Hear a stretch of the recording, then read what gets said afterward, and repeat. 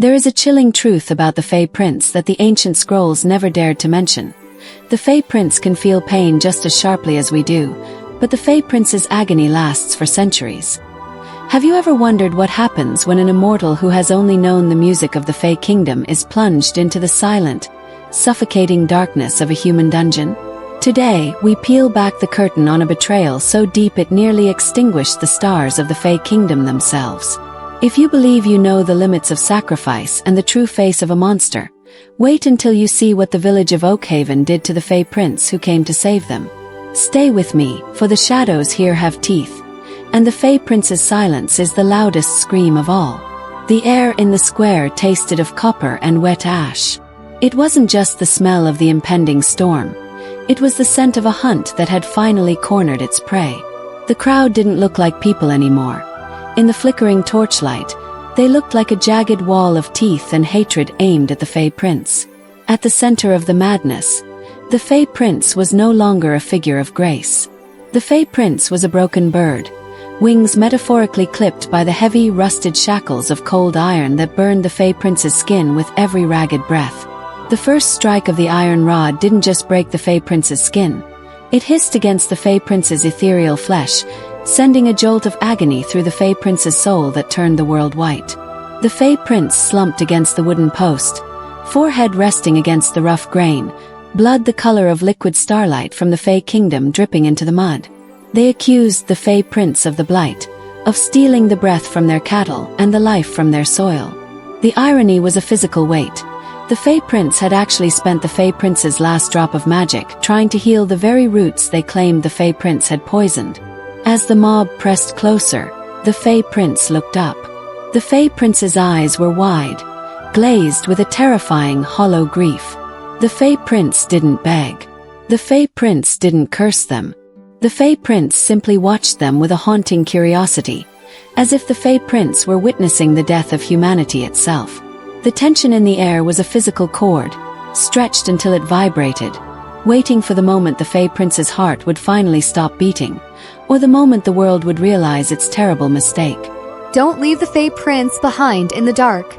Subscribe now, turn on notifications, and walk this dangerous path with us. What should the Fae Prince do next? Seek revenge or show mercy? Tell me in the comments. The heavy thud of a wooden mallet echoed through the square, signaling the start of a torment designed to tear the Fae Prince's very essence apart. The village blacksmith stepped forward, holding a pair of heavy iron shears that glowed with a sickening, artificial heat. They were going to strip the Fae Prince of the long silver hair that marked the Fae Prince's royal bloodline in the Fae Kingdom, a ritualistic humiliation meant to reduce the Fae Prince to nothing more than a common prisoner. The crowd roared in approval as the blades sheared through the silken strands, scattering bright silver locks into the filthy mud. Yet, through the violation, the Fae Prince kept the Fae Prince's spine perfectly straight, refusing to give the mob the satisfaction of a single tear. But the physical degradation was only the beginning of what the village had planned for the Fae Prince. The elder advanced with a jar of crushing salt, a coarse, mineral substance mined from the borders of the Fae Kingdom that actively repelled and burned magical blood. With a cruel sneer, the elder rubbed the caustic crystals directly into the open lash wounds covering the Fae Prince's back. The reaction was instantaneous and horrific. A white-hot smoke began to rise from the Fae Prince's skin as the salt ate away at the Fae Prince's immortal vitality. The Fae Prince's hands clenched into desperate fists, the cold iron shackles digging deep into the Fae Prince's wrists, drawing more of that glowing starlit blood. Every breath became an agonizing battle for the Fae Prince, the sheer intensity of the pain threatening to plunge the Fae Prince into absolute unconsciousness. The villagers began to chant, a low, rhythmic drone of hatred that filled the night air, demanding a full confession for a devastation the Fae Prince had actually tried to prevent. They wanted the Fae Prince to scream, to beg for mercy, to prove that the high and mighty nobility of the Fae Kingdom could be brought low by human hands. Instead, the Fae Prince gathered the absolute last remnants of the Fae Prince's fading strength to lift the Fae Prince's head. Through a curtain of rain and blood, the Fae Prince's gaze locked onto a young human girl standing in the front row of the crowd. She wasn't chanting. Her eyes were wide with a sudden, terrifying realization as she noticed the pure, golden light still feebly pulsing from the Fae Prince's core. The Fae Prince offered her a faint, tragic smile, a silent reassurance of the Fae Prince's innocence, even as the blacksmith raised a heavy iron brand to seal the Fae Prince's fate forever. The iron brand met the Fae Prince's shoulder with a sickening hiss, the smell of burning flesh instantly filling the rain-drenched air. A collective gasp rippled through the crowd as the Fae Prince's back arched, the Fae Prince's jaw locking so tight a thin line of starlit blood trickled from the Fae Prince's lip. The agonizing heat scorched the very core of the Fae Prince's connection to the Fae Kingdom, sending waves of blinding torment through the Fae Prince's veins. Yet, the definitive scream the villagers hungered for never came. The Fae Prince merely let out a low, ragged groan that vibrated with a depth of suffering so profound it made the nearest tormentors hesitate, their torches flickering wildly in the rising wind. Seeing that physical torture would not break the Fae Prince's royal spirit, the village elder turned to a deeper, more psychological cruelty. He ordered the guards to bring forward a heavy, iron-reinforced collar lined with inward-facing spikes, a device known to completely sever a creature of the Fae Kingdom from the natural world. As the cold metal was clamped tightly around the Fae Prince's throat, a visible tremor ran through the Fae Prince's entire body. Instantly, the gentle rustle of the trees, the whisper of the wind, and the heartbeat of the earth went completely silent in the Fae Prince's mind. The absolute, suffocating isolation of being cut off from the magic of the Fae Kingdom was a torture far worse than any whip or brand, plunging the Fae Prince into a terrifying internal abyss. The mob cheered, throwing stones and filth at the post where the Fae Prince hung suspended by the heavy chains.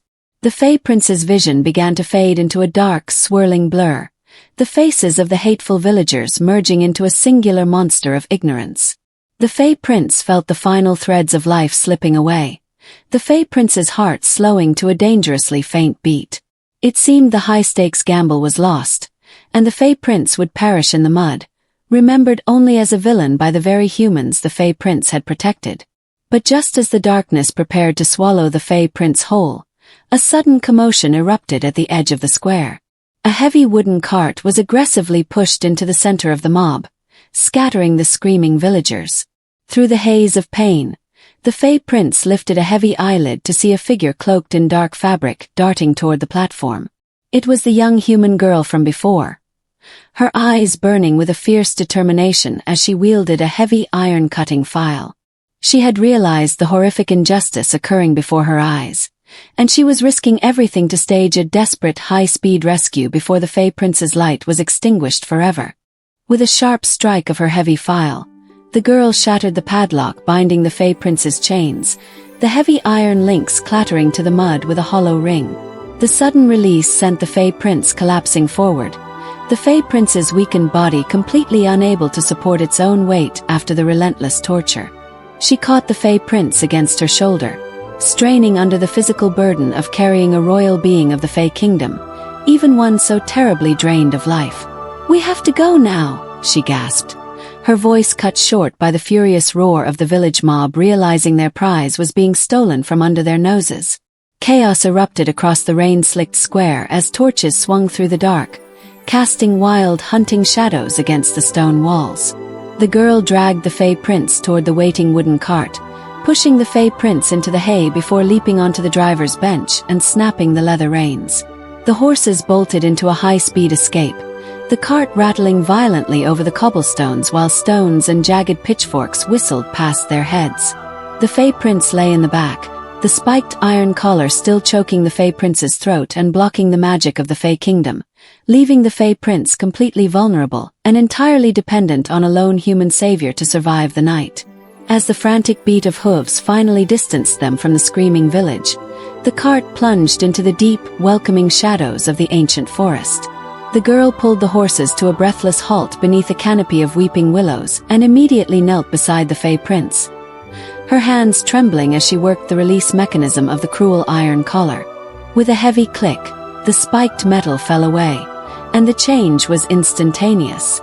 A powerful rushing wave of natural energy flooded back into the Fae Prince's soul, the trees rustling softly as if welcoming home the stolen light of the Fae Kingdom. The Fae Prince's chest rose with a deep, shuddering breath, the terrible hollow grief in the Fae Prince's eyes slowly melting into a profound wonder.